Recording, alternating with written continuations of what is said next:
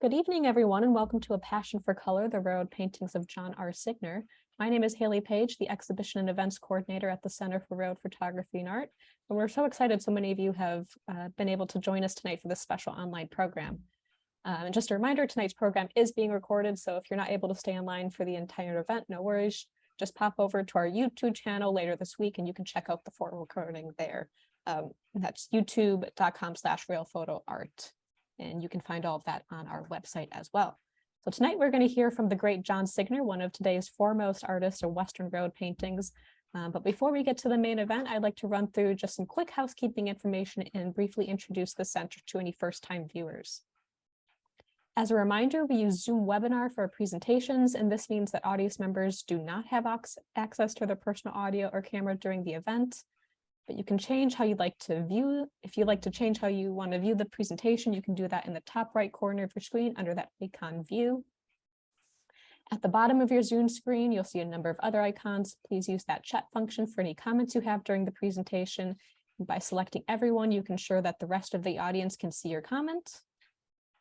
And please use that Q&A icon for any questions you have. Following our main presentation, we'll be hosting a Q&A session with John. So if you have a question at any point during tonight's presentation, make sure you post that in that Q&A, not the chat, to make sure we see it. The chat is a continuous thread, so if you post a question in the middle of the presentation, it can get lost as we continue to go along. So just put those in the Q&A. So I want to thank all of our regular viewers for tuning in again tonight. You really make these online events special with your participation. But I also want to take the time to briefly introduce the center to any of our first-time viewers. So we are a member-supported organization, and our mission is to preserve and present significant images of railroading. And we accomplish that mission in several ways, as you can see listed here. We offer a free online programming series, and that's what you're tuning into tonight. Our programs are monthly, and we cover a wide range of topics in the world of railroading, from historical subjects to great artists and photographers. We promote these programs regularly through our e-blasts and on social media. So if you want to stay up to date with all of our happenings, just check in regularly on our website, and also make sure to read those emails that you see coming in from us. All of our online programs are entirely free, and most of them are available to stream on our YouTube channel. Again, that's youtube.com/railphotoart. And this one will be posted later this week. Our next free online program will be Inside the Ron Hill Collection on Tuesday, March 28th. For that, we're going to honor the late great Ron Hill, who has donated his collection to the center a few years ago. Heather Sontag, our associate archivist, has been digitizing that 27,000 item collection for the past 15 months, and she'll take us on a dive into Ron's spectacular legacy. We'll also have special guests of Jeff Browse and Tim Tong. They'll join that presentation as well. And registration for that should open later this week or early next. And you can check out more about that on our website on our events tab. Registration for our annual Conversations Conference is now open on our website, and it's filling up fast. We are almost full, so if you want to go to that and you haven't registered, make sure you do that soon. We don't have that many spots left. This conference is it's annual. We host it every year, usually in April, spring at Lake Forest College in Lake Forest, Illinois. And it's going to be over the weekend of April 14th through the 16th. It's a great opportunity to interact with active railroad photographers and artists and industry leaders. We also offer docent scholarships, and we're still looking for one or two more of those. So if any of you know any young or emerging artists that you think would be great for that, please share our information. We kind of offer that up to anyone at the age of 25 or someone who's new at railroad photography. So just send them over to our website to learn more about that. We also oversee a traveling exhibitions program. We don't maintain our own museum space. Instead, we partner with other museums and libraries, historical societies to host our shows. Currently, we have 5 exhibitions on display and 1 more planned for 2023. And we also have 3 exhibitions available for online viewing, and you can check out more of those on our website as well. Every year we host an awards contest, the John E. Gruber Creative Photography Awards Program. This year's theme is the role of technology, and submission is currently open and runs until May 1st. Winners of this program will receive a cash prize, and we publish in the Center's Journal Railroad Heritage, as well as Railfan and Railroad, and an exhibition of those winners will also be displayed at the Colorado Railroad Museum in Golden, Colorado. We do publications. Railroad Heritage is our quarterly ad-free journal. It's a benefit of membership. back copies of that are available on our website. We also publish books. Continuity and Change, The Lure of North American Railroads is our latest. It came out last fall. That's available for purchase on our website. And of course, we have our Railroad Heritage Visual Archive. It's a representative collection encompassing the many styles and subjects of rail photography and art, reaching from the 19th century to the present. We have over 900,000 items in this collection, ranging from negatives, slides, glass plates, paintings, and many, many more. We have a fantastic team working to digitize those and make them accessible to our members and beyond. So all of that you can learn about our website. So as you can see, we do a lot here at the center, and we really have you guys to thank for making it happen. Members support all of the work we do. Contributions make really everything that we do possible. So if you're a member already, thank you so much. If you'd like to join, we'd love to have you. Membership includes access to our Journal of Railroad Heritage, like I just said. We also have members-only presentations that we really only make available to our members as a thank you for continuing to support us. Also discounts to our conferences, some other events. So if you'd like to learn more about membership and a little bit more about the center, you can do that at our website, railphoto-art.org. Now, without further ado, I'd like to introduce our presenter tonight, John Signor. Blessed with a natural ability, John always dreamed of being an artist and pursued that direction through college. He was working as a freelance graphic designer in San Francisco in 1974 when his career took a turn and he was hired out by the Southern Pacific as a brakeman conductor. John's interest in railroading and his efforts as a researcher, writer, artist, and cartographer merged over time, and he went on to author a dozen more books on Western Railroad history and contribute to many other books and periodicals. In today's presentation, John will showcase his spectacular paintings of the American rail industry with a focus on Western lines. Best known for his books and bird-eye views maps, John will relate his journey from a high school student through various attempts to depict his passion for trains. He started by creating art in various media and culminated in a transition to oil paints almost 40 years ago. He will regale those who influenced his career path, as well as the lessons he learned along the way. I'd like to give a warm virtual welcome to John Signor.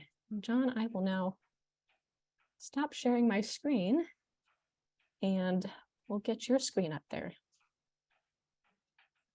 Well, I'm gonna share notes, so if not, I'm not always looking at everybody. I'm reading my notes because I can't remember anything. I'm old and in the way, but it's an honor to be here. While I am no stranger to being up front and have had many presentations over the years, this is a little different. Not only am I dealing with Zoom, which is new to me, but I'm usually talking about something or somebody else, not myself. For between us friends, I have a morbid fear of the public gaze. Talking about my paintings is also somewhat of a surprise, as I'm usually known for my books and especially my map work, which is mostly an expression of my appreciation for the artistic maps of the popular press from the early 20th century. As we shall see, the inspiration for my paintings, as well as graphics, comes from that rich legacy of the same era. I have been painting in oils now for nearly 40 years, but one could hardly call me a very productive artist. In all that time, I've averaged less than 3 canvases a year. I will show and discuss some of my work, but first I would like to take a brief look at my creative journey, starting as a bored high school student doodling in English class. I was born in North Hollywood, California in 1948, and while I vividly remember trains we encountered on family vacations in Oregon and Northern California, it was not until we moved to Orange County in 1957 that I lived close enough to the railroad to see trains every day. This was Santa Fe's Surf Line, and gleaming red and silver Alco PAs were a short bike ride away. Soon I earned a Cub Scout merit badge on model railroading, a hobby which I have continued to pursue ever since. I was blessed from an early age by the good God with an ability to draw as long as I can remember. I planned to be an artist. My grandmother preserved these sketches, some of which were done no doubt in Betty Smith's English class. I barely passed. She complained to my parents in conference that if I would just apply myself. It is indeed ironic that I went on to write a number of books and edit various quarterly magazines.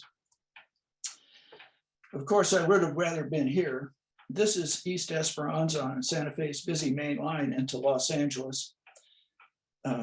sketch pad in hand, this was something to which I vigorously applied myself to through much of the 1960s, and I've never regretted it.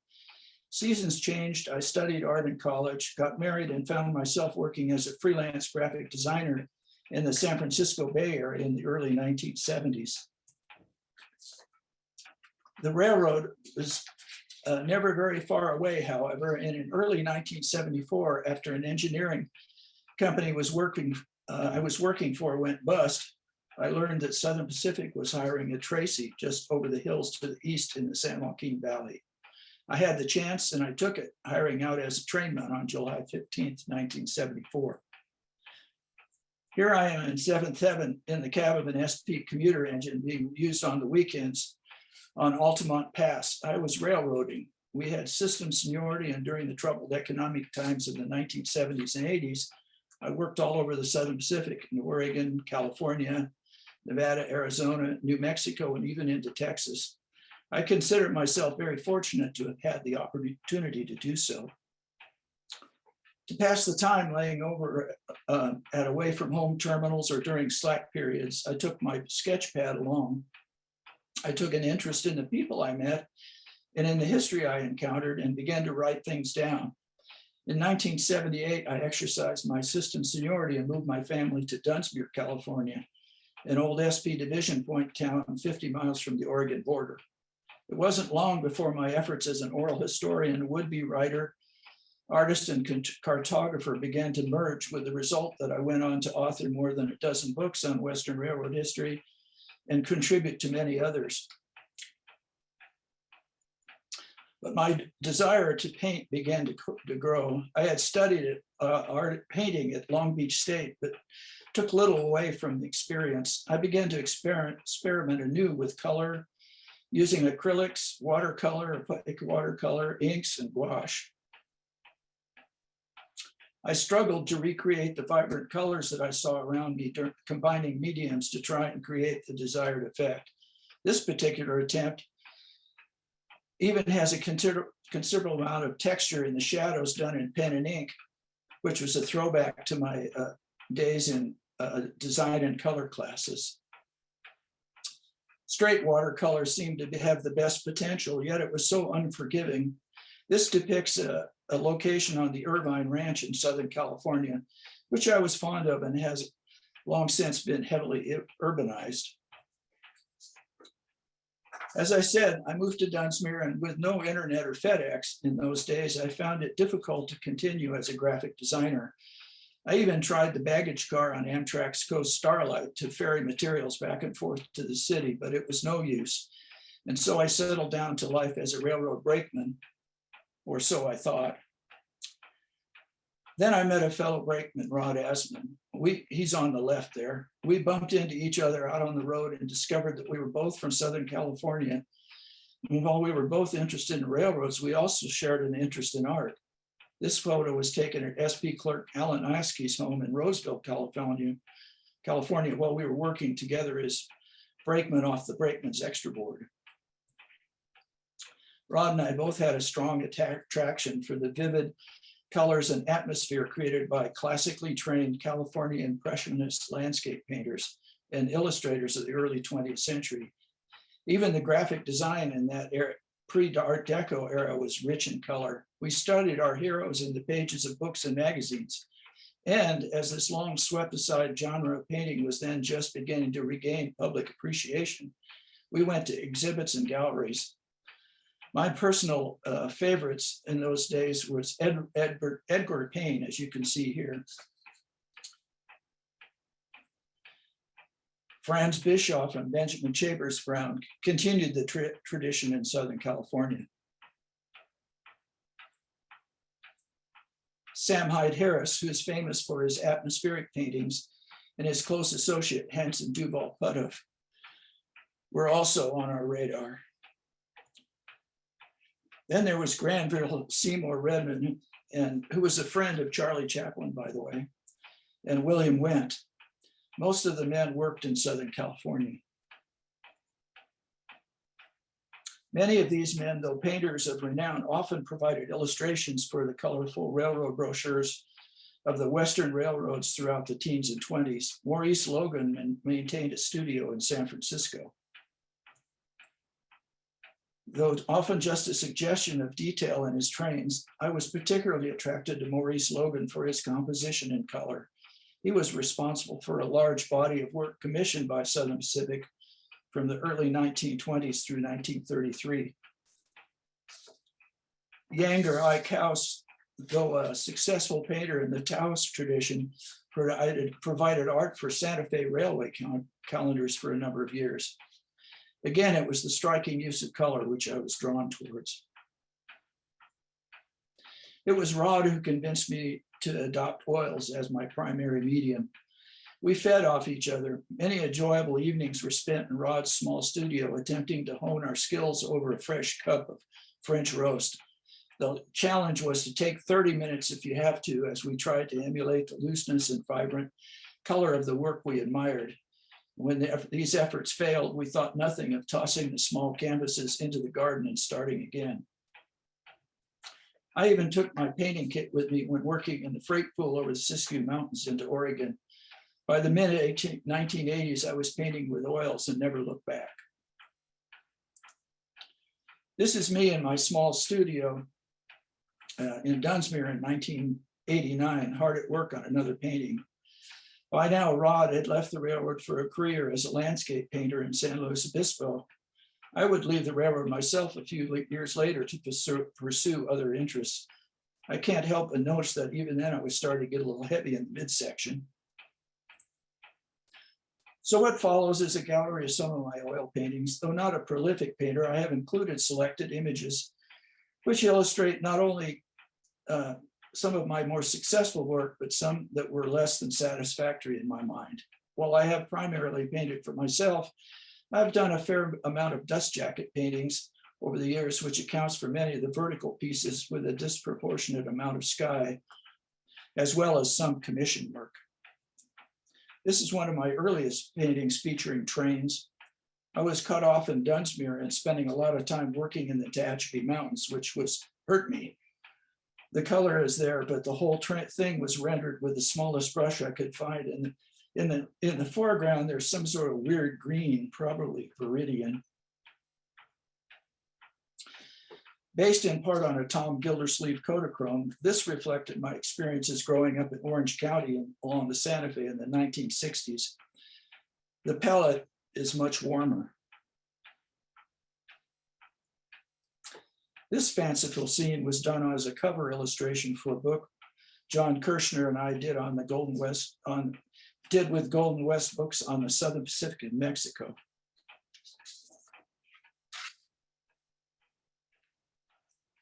During the 1980s, I did a number of dust jacket paintings for Donald Duke's Golden West books. This one was for a book on Union Pacific Salt Lake route.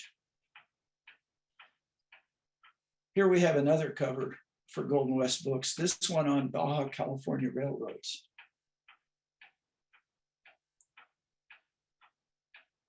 This one was featured as the cover of a book I did on SP's Beaumont Hill in Southern California. The cantilever signal bridges were landmarks on this line. I went out into the field to record the color at dawn, but the painting was completed in the studio.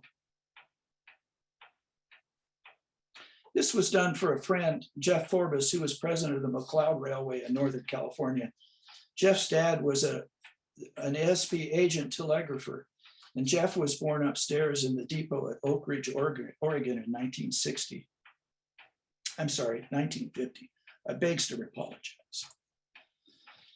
Here we took a field trip to the Reese River Valley in central Nevada to absorb the local color before completing this painting in the studio of the narrow gauge Nevada Central. In 1995, I was asked to make a series of small paintings by Brian Rosenwald, who was manager of Amtrak West at the time, depicting the four seasons of the Coast Starlight. These appeared on menus and other promotional items, including playing cards. This one represented Mount Shasta in winter near Andesite, California. The train had to be late because at that time of the year, the sun would have been below the horizon. Amtrak didn't mind the discrepancy anyway, And besides, number 14 was often late. This front reflected the train in summer on the California coast, and it's not one of my real favorites. It's not as successful as I would have hoped. This one represents fall and was inspired by paintings of the sycamore trees done by our heroes from the 1920s. This was a commission for John Garden of Revelstoke, British Columbia, a Canadian civic engineer who published a number of books on the Canadian Rockies under the name Footprint Publishing Limited.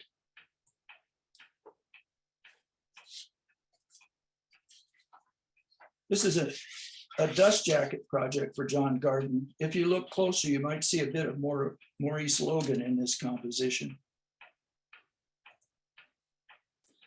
Santa Fe's Fast Mail Express was my absolute favorite train. I had the opportunity to ride it a number of times, and even though the big dome on the Chief was nice, I preferred the Fast Mail. We couldn't afford the Super Chief. The accommodations weren't much, just an old heavyweight rider coach, but boy, did we go fast. We clocked it at 100 miles an hour out in the desert in a cloud of dust and sand, and it was always behind 4 or 5 gleaming Alco PAs. This is Southern Pacific's Lark on a smoggy morning near Chatsworth, California. I tried to emulate the effect of early morning haze on the distinctive rocks in the Santa Susana Pass area. I'm sorry, I missed one. This generic scene was intended as a dust jacket for a proposed release of Beebe and Clake's Central Pacific and Southern Pacific Railroads by Signature Press. They never did pursue that project. This painting was done in 1997 in conjunction with the Santa Fe Historical Society convention at San Bernardino, California, at the foot of Cajon Pass. Several photos were used as reference to make the composition. Another dust jacket painting for a book I did on Southern Pacific Shasta Division, published by Signature Press. This scene along the Sacramento River near Dunsmuir is about a quarter mile from my current residence on the opposite side of the river to the right. This was commissioned as a present for Arnold Menke, the Dean of SP Tender Historians, by his wife. It's a fanciful scene, but the tender details had to be spot on, of course, or I'd get criticized. This is a scene in the Oregon Cascades. It was done as a gift for a longtime friend who resides in that state. You know, you can see it's all about graying out the background to show distance. In 2001, I returned to Mojave as a subject. Train 57 and 58 were the overnight accommodation between Los Angeles and the Bay Area called the Owl. The colorful consist of SP's passenger service as they were in decline is always popular.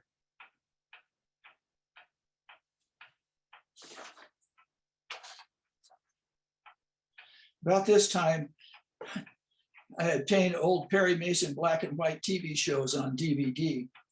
They were more of dialogue than action, and I began to listen to them more than watch as I painted. I found, as in this complicated composition, that where I was in the painting and the length of an episode never seemed to coincide. Either the episode was done, but I was at a point where I couldn't quit on the painting, or vice versa. In either case, I found it in an artificial way to spur me to continue working a little while longer of the evening. Another Southern California memory with, you guessed it, PAs. By this time, after studying the work of our heroes, I had adopted the practice of toning the canvas, usually with a wash of burnt sienna, then developing the darks in an underpainting using successive layers of burnt sienna.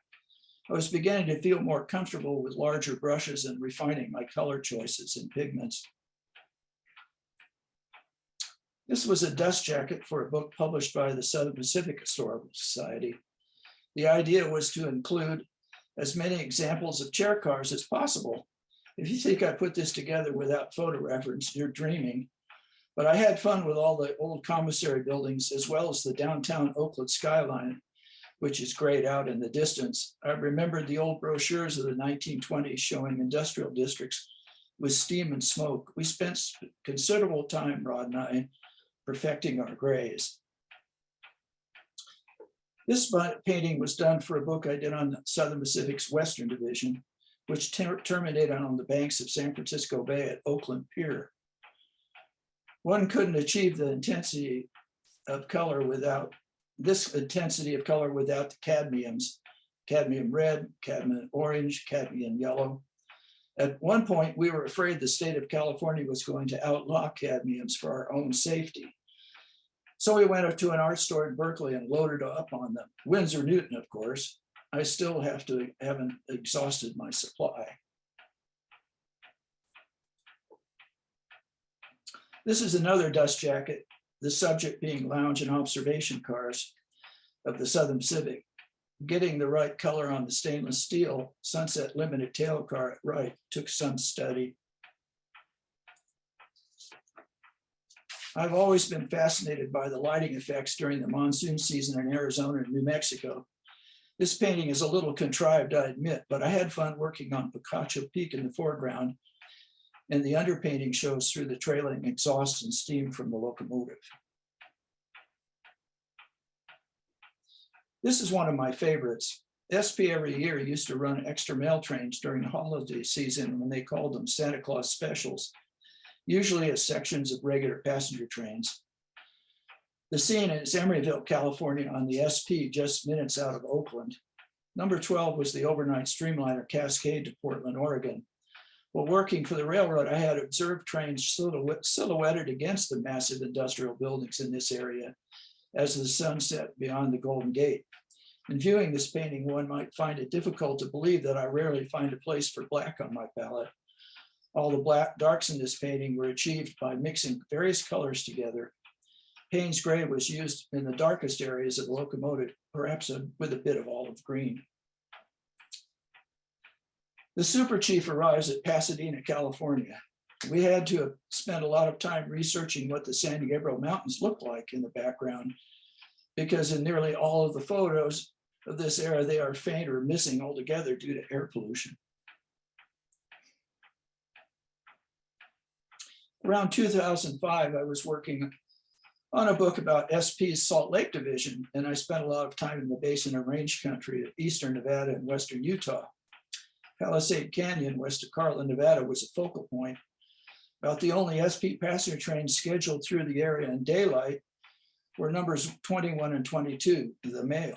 This painting with the Western Pacific track in the distance was based on a photo from a much later era by Gordon Glattenberg. Next, after the Alco PAs, in my appreciation, was Santa Fe's stylish two-class E1s. They looked like they were going 90 standing still. That, together with the late afternoon light, palm trees, and Santa Fe's magnificent San Diego station, were a natural for the bright colors I was after. The scene is set in the 1940s, but today men in uniform are a common sight as the greatly expanded station yard in San Diego.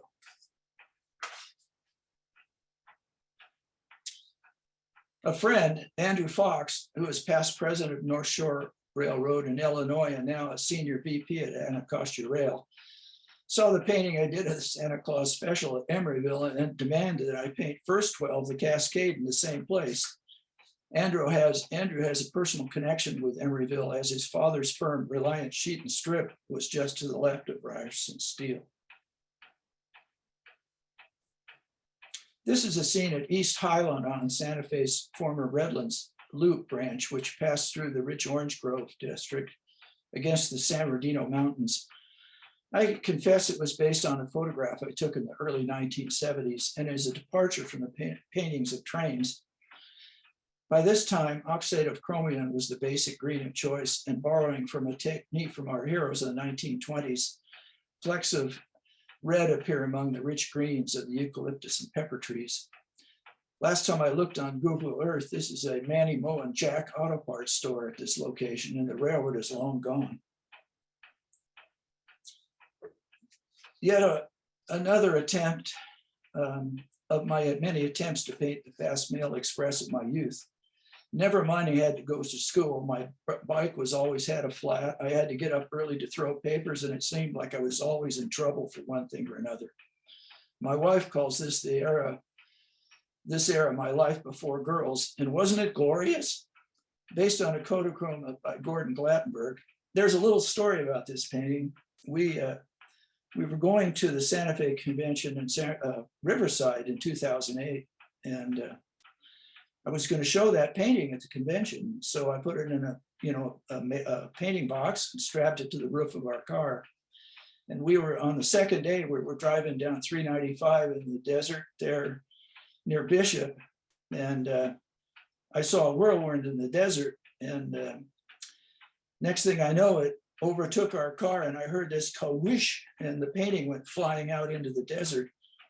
I running out it. We stopped the car. I went running out into the desert after my painting, and I was able to retrieve it with minimal damage. But when I got back to the car, the doors had locked and the engine was running and the radio playing, and we sat there for an hour waiting for somebody to stop with a cell phone.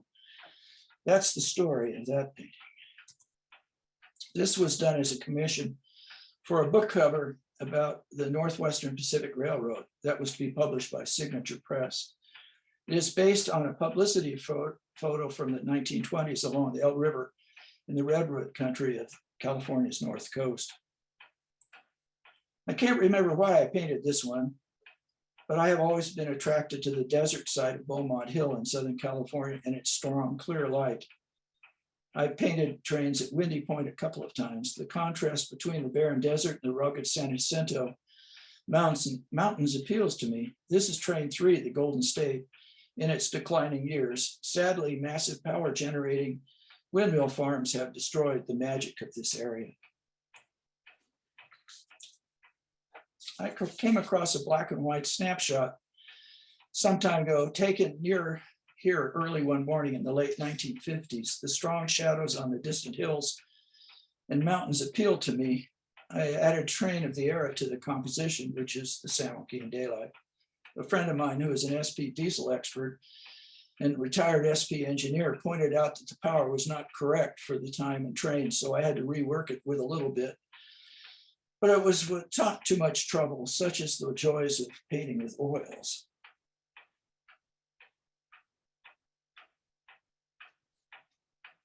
This was a welcome commission during the recession year of 2008.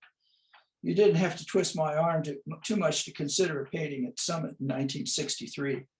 I and a few friends from high school were fortunate to spend many happy hours here, taking into the action in those days. Chard Walker, the legendary Santa Fe telegraph operator, was always kind to us and let us hang out inside the depot listening to the dispatcher's wire as we eagerly waited for the next train. I remember staying up 24 hours straight watching trains in those days. This was a commission with very specific elements requested for a book published by the Santa Fe Society on Santa Fe predecessor, the Orient Road. Assembled using a number of photographs to guide me, all was bathed in afternoon light. The individual with his foot on the running board honored Robert Pounds, who was a Santa Fe special agent and had written most of the history before he died suddenly before its publication. This is another commission which was to feature Santa Fe 484 2911 at speed. I chose to set it against the distinctive Mesa country east of Gallup, New Mexico, near the station of South Guam. The train is, I believe, the Grand Canyon, number 23. This was a book cover for Signature Press on 10 coupled Southern Pacific steam locomotives. They were regular power on the Tucson division at one time, so I chose to depict them making a crew change under a bright Arizona sky. Here again, the underpainting shows through at various places. When completed, initially only one locomotive had a silver smoke box, true to the photo I was working from. but it was revised as seen here. I've tried rendering sky using various colors, relying on cerulean blue, blue tinting with ultramarine, terra rosa, and lately a bit of Prussian blue. It all depends on the light one is trying to achieve. Knoll is a town fronting on San Pablo Bay on SP's Cal-P line between Oakland and Sacramento. This is yet another cover painting depicting a typical common standard depot #1 in the traditional colonial yellow with paint with brown trim and green roof. The train in the distance would have been the San Joaquin Daylight inbound from Bakersfield. This was a commission appropriately for Union Station Press. I can't remember what the book project was, but once again, it's a spread of Southern Pacific trains of the era. This was a wraparound dust jacket I did for a book I wrote on Santa Fe's Los Angeles division, released by the Santa Fe Society in 2012. The orange grove detail came from a trip to some remaining citrus groves in Riverside County, preserved in a park, while the San Gabriel Mountains in the background are an attempt to reflect the light and atmosphere in the work of our painting heroes of the 1920s. So that kind of explains why there's sort of an off-center composition. This was another dust jacket, this time for a book on San Francisco State Belt Railroad.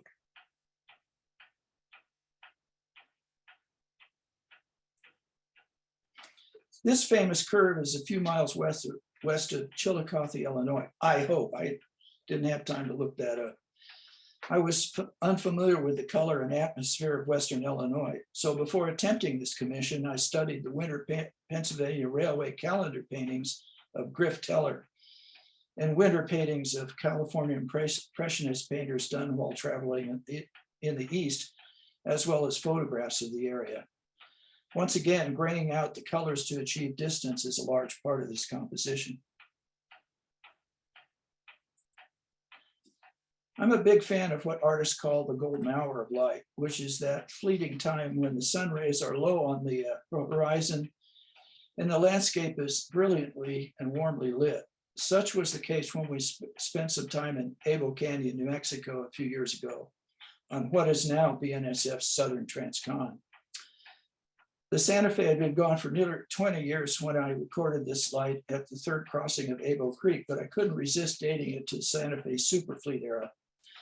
The painting now resides in Wilhelm, Germany. I had considered doing a painting of this scene for some time, which was based on an SP publicity photo that was clipped at the bottom and cut the front to pilot the locomotive on Train 9, the Shasta Daylight. This was a commission from a resident of Oak Ridge, Oregon. The rivet lines on the water tank were adjusted to 3 tiers of sheet metal rather than the standard 5 after my error was pointed out by someone in the know.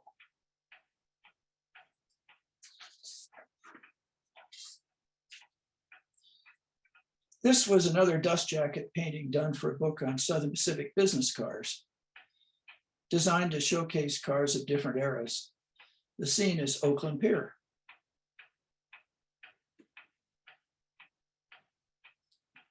Perhaps the most complicating I have done to date is of Dearborn Station in Chicago.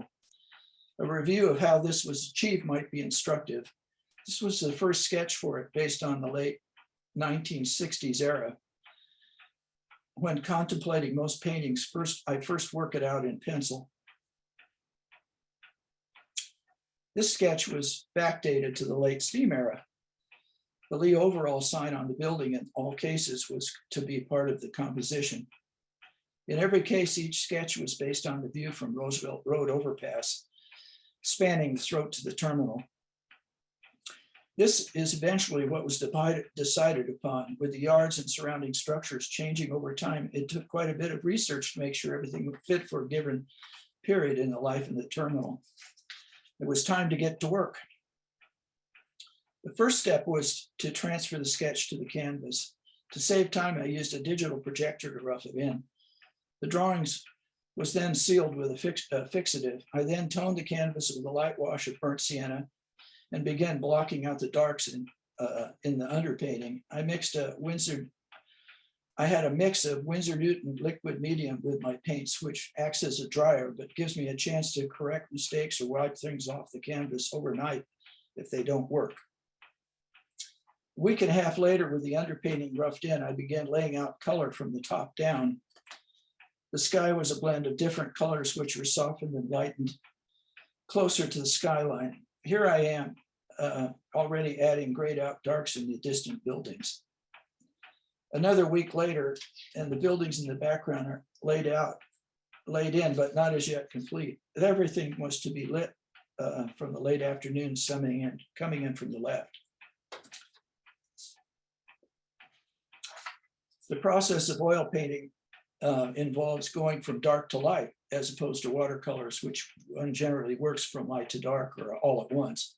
At this point, with much of the upper half of the painting set, I began to add color washes to define areas contrast and begin the process of sharpening the detail on the complex track work using a detail brush and a mix of Payne's gray and a few other dark pigments, including olive green and indigo.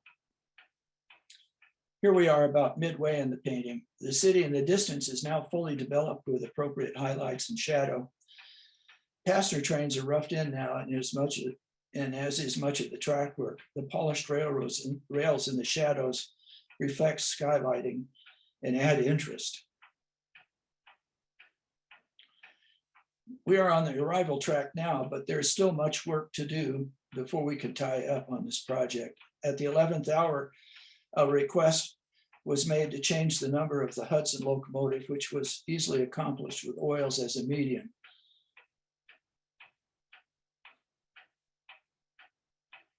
This is the finished painting, which was eventually used as a dust jacket illustration for a book on Santa Fe's Illinois division, published by the Santa Fe Historical Society. I believe we planned the train in the foreground to be the first section of number 23, Grand Canyon. The steam locomotive is 3463, which has been preserved and is located at the fairgrounds in Topeka, Kansas. If slip switches were not intricate enough, the skyline in the background took considerable time, so much so that I wound up rerunning episodes of Perry Mason to maintain my enthusiasm. The painting wound up taking 93 hours and over 10 weeks to complete. So I will close this presentation with a few of the more recent paintings. This is Santa Fe's Chief eastbound on the landmark Arroyo Seco Viaduct near Pasadena, California. This is set in the mid-1960s at midwinter to take advantage of the long shadows at the time of its departure from Los Angeles. While it is doubtful that one could see them very often due to smog and atmospheric haze, I chose to add the Verdugo Hills in the distance. This painting was done for a book on Southern Pacific maintenance away equipment. The setting is at Cochise, Arizona, during the monsoon season.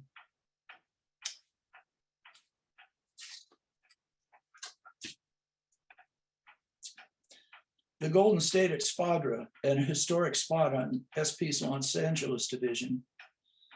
This area is of course heavily urbanized now. My appreciation for orange groves and eucalyptus trees comes from my days working on orange grove ranches, citrus ranches when I was in school.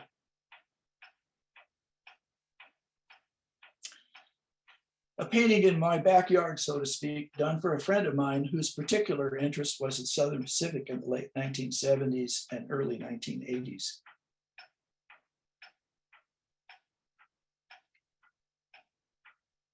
This painting at 4 by 5 feet is by far the largest canvas I've ever undertaken. I couldn't even fit the canvas hardly in my car. Set in Dunsmuir's lower yard in the late spring of 1952, we were forced to move the mountains slightly to the right a bit to include it in the composition. Don't tell anyone.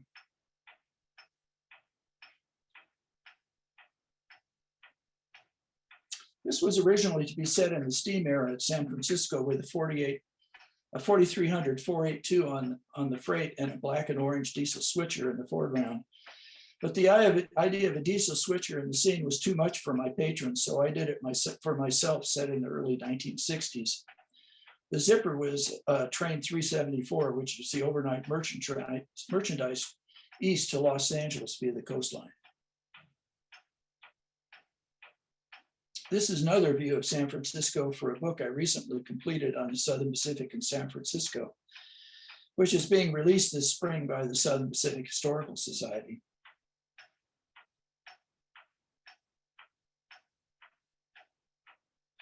The year is about late 1954, I think is what we figured. This is my most recent work. Many years ago, I rode Overland Mail Train number 22 out of 16th Street, Oakland, but never got any further than Roseville, California, where we spent the night train watching before returning on number 22. This painting was inspired by both that and the Nevada scenery and my memories aboard this legendary train back in the 1960s. So there you have it, my journey thus far in the art world. I turned 74 last summer, and God willing, there might be a few more paintings in me left to complete. With that, I thank you for your attention.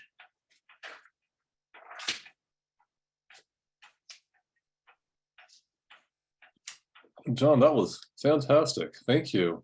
Yeah, we're getting a lot of little clappy hands floating up the screen right now. I kept looking. I don't even know what that stuff was. Oh, here they all come. Oh, look at that. Oh, okay. There's dozens of them. Yeah. Oh, that was really great, John. Thank you so much. It's. You're welcome. My voice held out. So. It did indeed. No, yeah, it definitely held out the whole time. And yeah, a lot of reactions coming in, a lot of great comments coming in, and looks like we got some questions coming in as well. And I'd like to start with one of my own. As you were going through the process of making that Dearborn painting, I'm curious about your process in general. It sounds like you do mostly commissions, but you also do some paintings for yourself. Do you usually start with a photograph or a few? Do you go out and visit the location, or does the subject and the framing of the painting kind of, do you imagine it yourself? How much do you take from inspiration from other people's versus how much does it all come from your own mind?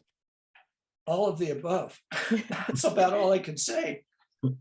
Some of them are direct. Are you still there? yes. Yep. Oh, I don't see anybody there. Well, I just stopped your screen so we could see your video a little bit better. Oh, okay. Anyway, some of the paintings are, serious commissions. For instance, Dearborn, but we had to figure out what to do there. But some of the other, the one on Arroyo Seco, that's what what the individual wanted was a Santa Fe streamliner on the Arroyo Seco viaduct. So I had to figure out something there. But some of them I just do for myself, like that one I just last showed you there in the desert. It's just something I wanted to do. And so that, it's like ship painting. If you don't have the numbers right and the paint jobs right and the details right, so you have to rely on some sort of photography for all those things, because I can't remember them all the time. Does that help? Yeah. Do you often work off of your own photography or someone else's? How often do you go out to the locations of the subjects you're painting? Well, for instance, that one in the desert, Reese River Valley, that Nevada Central painting, we went out there and I took pictures of the valley, the atmosphere out there, the light. And because I'd only seen black and white pictures of it, I wanted to make sure we had color accurately. And then, and so that's quite frequently, I'll have a picture in mind, and I just sometimes will go to the area if I can possibly do so, and photograph the light. Yeah, I bet the light's probably the most difficult thing to imagine without being able to see it a more concrete or something photographed, or an example of it, how it hits the landscape just right. John, we've had a few questions about various types of media, and it sounds like you work primarily in oils. Just a couple people asking if you've ever worked in pastels or watercolors and what your thoughts are on those. Never worked with pastels except in sketching. Sure. And I have, I think I explained, early on, I used a little bit of everything. Watercolors, gouache, acrylics, a little bit of everything. But I find I pretty soon settled on oil, primarily for the vibrance of the oil. No, there is such a just incredible vibrancy you get to the colors that, to me, Thanks to cadmiums. yeah. Yeah, we have a question about cadmium. Someone's curious if it's does that type of pigment darken over time? No, the term they use is fugitive color, and obviously you don't want to expose these to natural light. Don't put them in a window where they get sun on them all the time. Mhm. But experience has shown that they hold up really well. Then most of the vibrant colors hold up just fine. So the only thing is the state of California, there were rumors that they were going to outlaw cadmiums in California because it is a poison. But a lot of the guys wear the nitrile gloves now when they're painting. But that would be something to get used to. Yeah, I for sure. don't know what cadmium poisoning looks like, but That's good. Yes. Glad to hear that. So yeah, someone's curious if you've ever painted or if you've painted much of the eastern part of the United States. Obviously, you focus mostly on Western Rail, but have you explored much of the rest of the country in your paintings?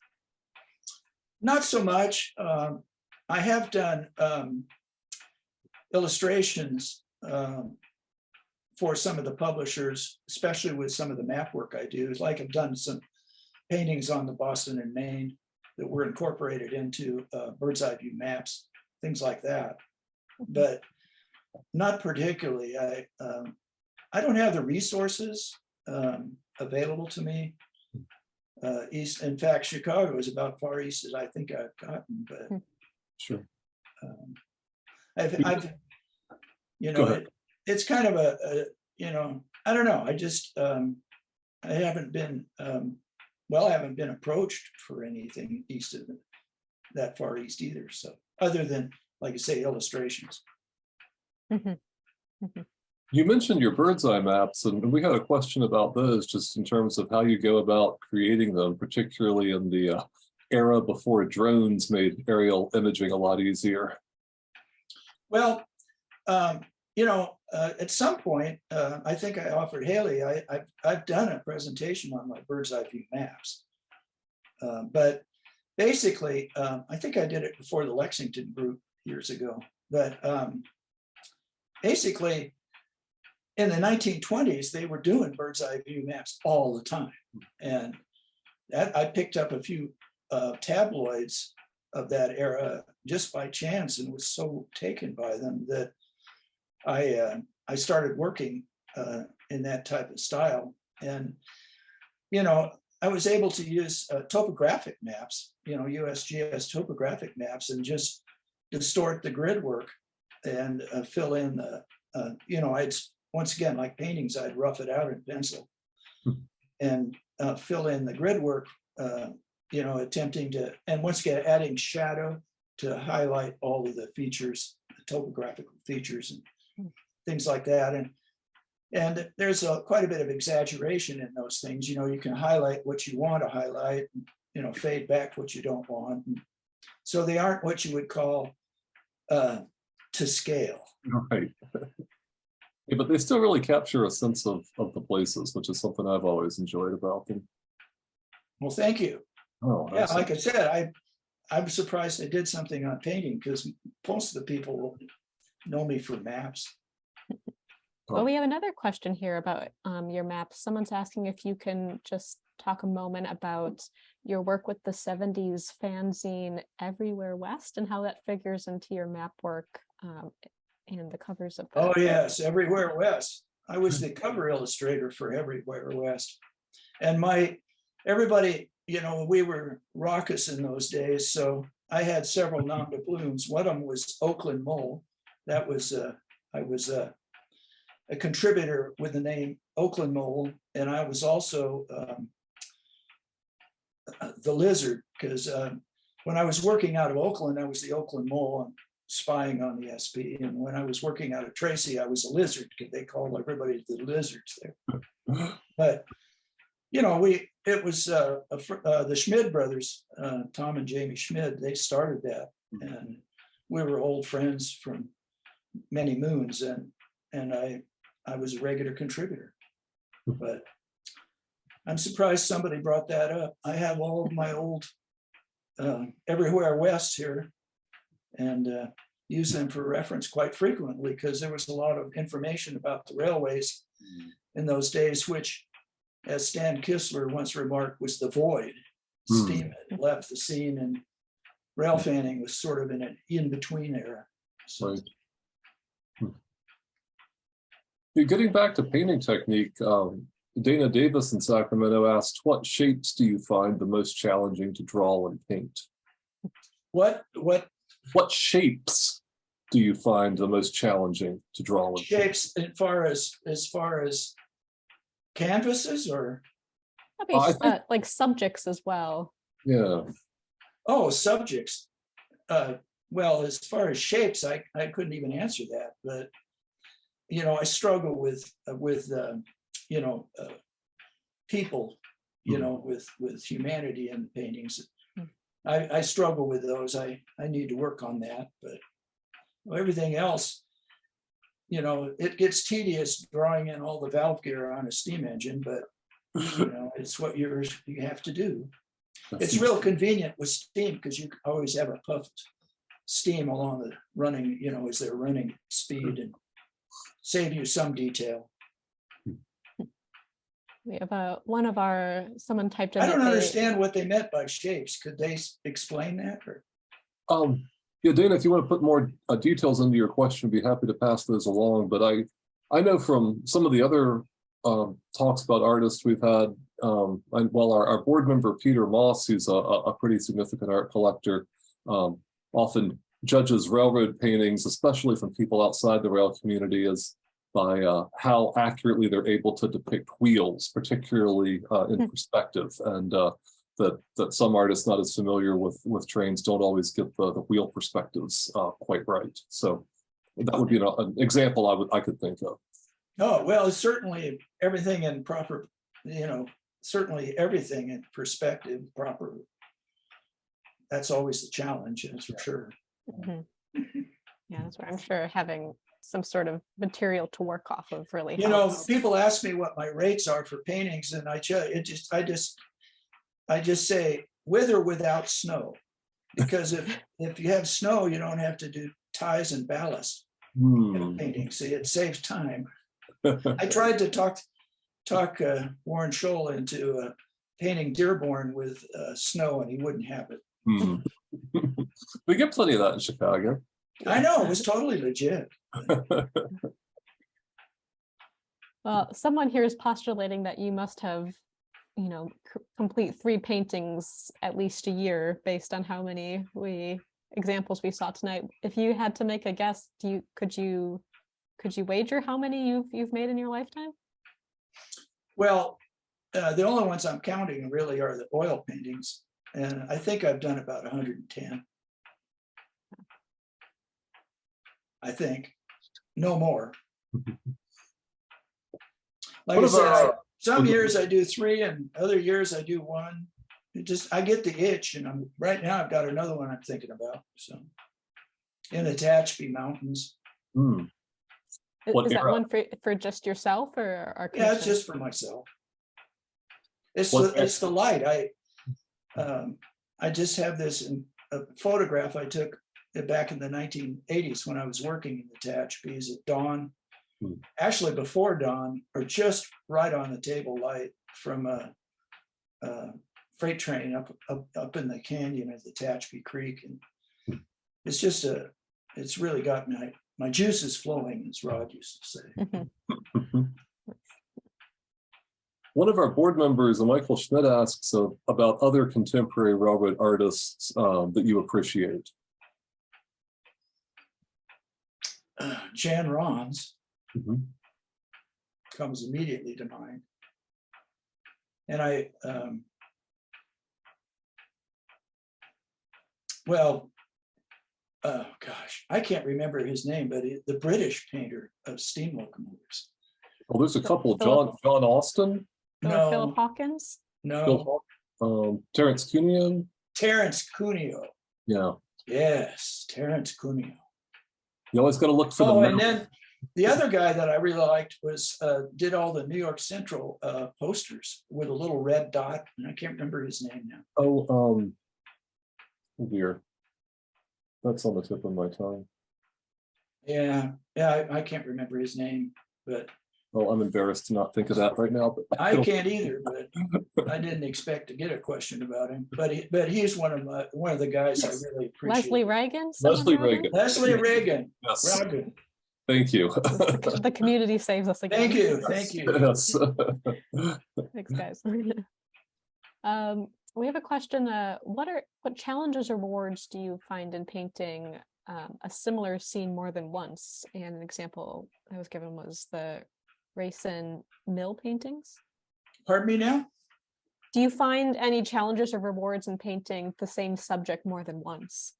Like the two variations on the Ryerson mill paintings. No, I didn't. That didn't bother me in the least because, of course, I knew Andrew, and it never hurts to paint a PA in daylight paint. And plus, that whole idea of the shadows on the wall, that's no. And I did that painting in Oak Ridge that was basically a view from a cantilever bridge Right. of the Shasta daylight. I did that twice. In fact, the second one just recently for another resident of Oak Ridge, because the first time he did it, it was a wider canvas that showed the gentleman's current residence as well in the painting. So anyway, so I had to do it twice. It's kind of so what, is you already, gone through the motions of figuring it out, That's what, you work on these things and you don't know if it's going to work out. And then there comes a point where you think it might work out okay. But you don't get that reward if you're redoing it. Right. Yeah. Well, John, we have a Mark Jones who wrote in and said that he rode with you many years ago as a brakeman on Amtrak 14 when you were a brakeman as well, and you were, let's see, when you were officially released as SP rep. What's his name? Mark Jones. Mark Jones. Oh, okay. Yeah, I was a brakeman on 14 and 11 out of Oakland. I had a uniform. He was wondering when you were released from your official operating duties and allowed to be an ambassador of the railroad.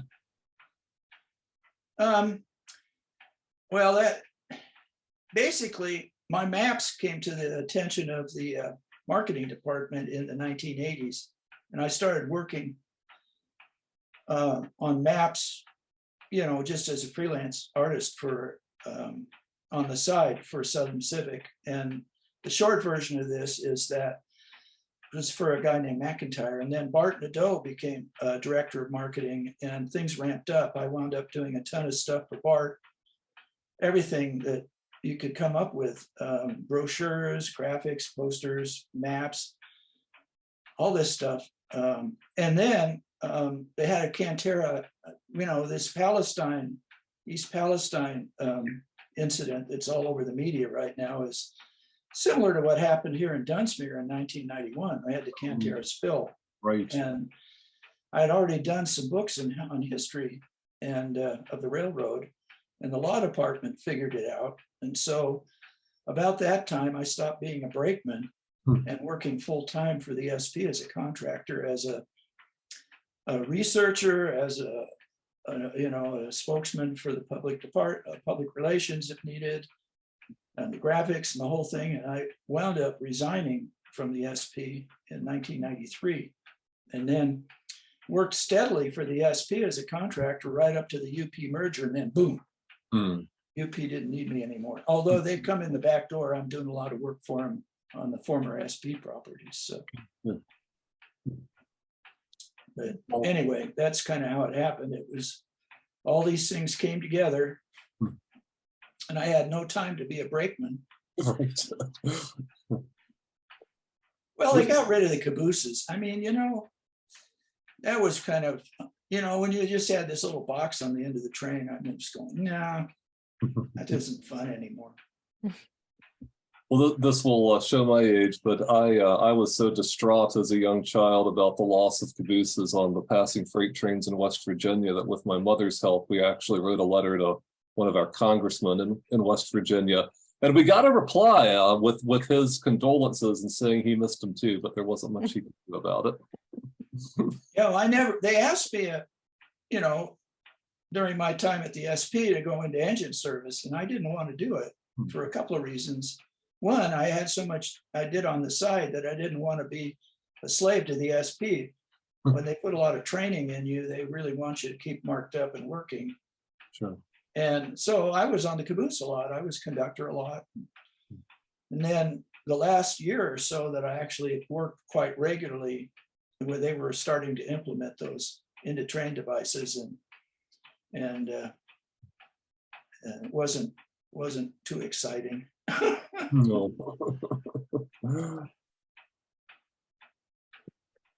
Progress cannot be denied. Well, someone just asked if you ever painted any images of a caboose more often. I have not, but I have one that I have in mind that I've been thinking about for some time, and it's a crew change. Oh, With crews changing crews on a caboose, the guy swinging on with a grip and the other guy swinging off. And I have thought about doing that, but I haven't done it yet. sounds like All right, well, we'll keep an That's eye an out for that idea, one. though. I do have another project that we're working on where there's going to be a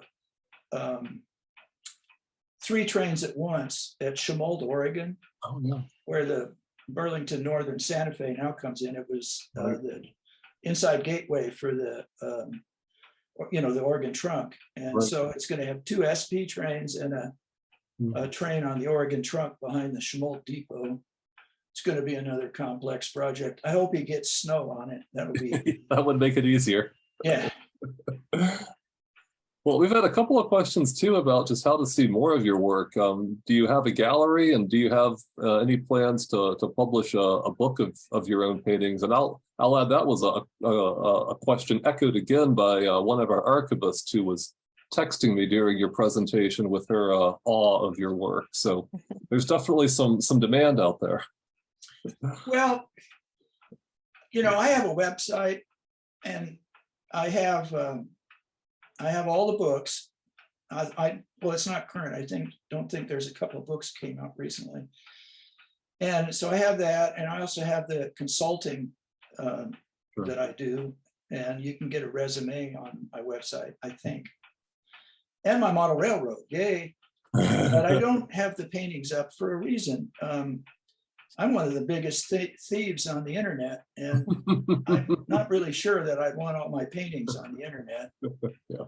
And it's so easily grabbed and used. We've dealt with that on some of the books that we've worked on, where a photographer has provided images with this very carefully, and with the strict thing that nothing was ever to be on the internet. And people have actually copied the books and put them on the internet, which was out of our control. But some people worry about that, and I'm not a big publicity seeker, so I just haven't really chosen to put the paintings on. I have a PDF I will share with anyone who is interested that lists all of my paintings to date with thumbnails. So that'd be great. Yeah, John, if you send that my way, I'd be happy to put that on our website, on your event page, and then everyone in the audience, if you want, you can go to our website and see that PDF. So you would put this on the internet? Well, or Uh, we could send it out just by request too, if that Oh, we would, can- Yeah, I sure. appreciate Yeah, okay, that, we'll do really. that. Or if people can contact me sure. at john@johnsignor.com, I'll be happy to send them a PDF. It's about, like I said, I think there's about 110 paintings now, something like that. I have a few laying around here, Mhm. and we had to replace our water heater, so I'm hungry. Maybe there'll be some commissions out there yet. Who knows? We got one more question in about your preservation work on the paperwork and photographs from the SP's archives. Was that something you were doing under the name of Western Archives? No. The short version of this is that my experiences in San Francisco started when I started writing books in 1980. I was working for the railroad, and I got to know the chief valuation engineer, Lynn Farrar. And over time, I became the Lynn Farrar. He retired. This is a very short version of this. But Sure. he was the guy that everybody went to regarding the history of Southern Pacific. And it was either for people like me that were writing books, or people that were suing the railroad, and they needed to know where the railroad needed to know where the oil sump was, and this type of stuff. And we had all those records.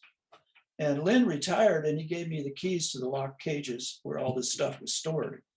And I had been working with him right up through the Anschutz area on preserving as much stuff as we could, because the company was shrinking. We had a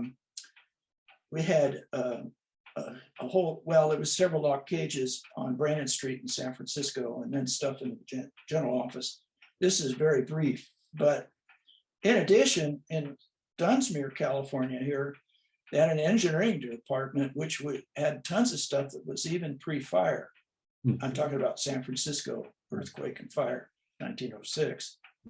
And so they closed the office and were throwing everything in dumpsters. And a friend of mine and I got some Forest Service trucks, and we came down and took everything. And there was 500 cartons. And later we approached the superintendent of the division and got permission for this stuff. But anyway, we saved it all. It's still around. It's called the Shasta Division Archives. We also have a tremendous amount of Southern Pacific material. And it's basically the Shasta Division Archives. And every Friday we go down there and hide out and sort and catalog and everything else. And it's become a resource for a lot of people on trivia from 1904, if you're interested, or even earlier. In fact, and we get a tremendous amount of support.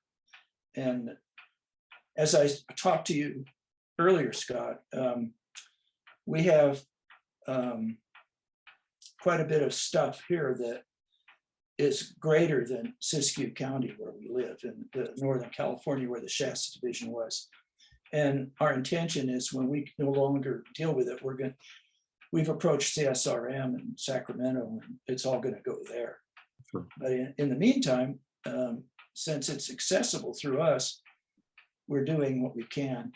Most of the stuff that we preserved in San Francisco wound up the law department. We had a budget from the law department. We put it in trucks and took it over to Oakland because they were closing this warehouse. And there were several warehouses that we were using, and was in this building called the Electric Warehouse in Oakland, where all of the was the substation for the East Bay Electrics. And it was later as the massive concrete building. And the mezzanine of that was where all the files went. And that was just before the UP merger. And Don Snoddy came out. I showed him where everything was. He was from the UP Museum. It all went to Omaha. But nevertheless, we still have quite a bit of Southern Pacific material. So does that help? It certainly helps on my end. That's great. All right, well, looks like we had one last question come in, and that's going to be our last one for the night. Someone's curious about your model railroad and if that's ever open for public viewing or if it's by appointment only.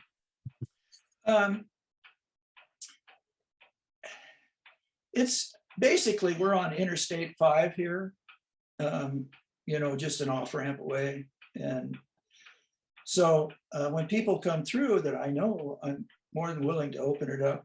I've also hosted it for the NMRA regionals if they want to make the trek up here.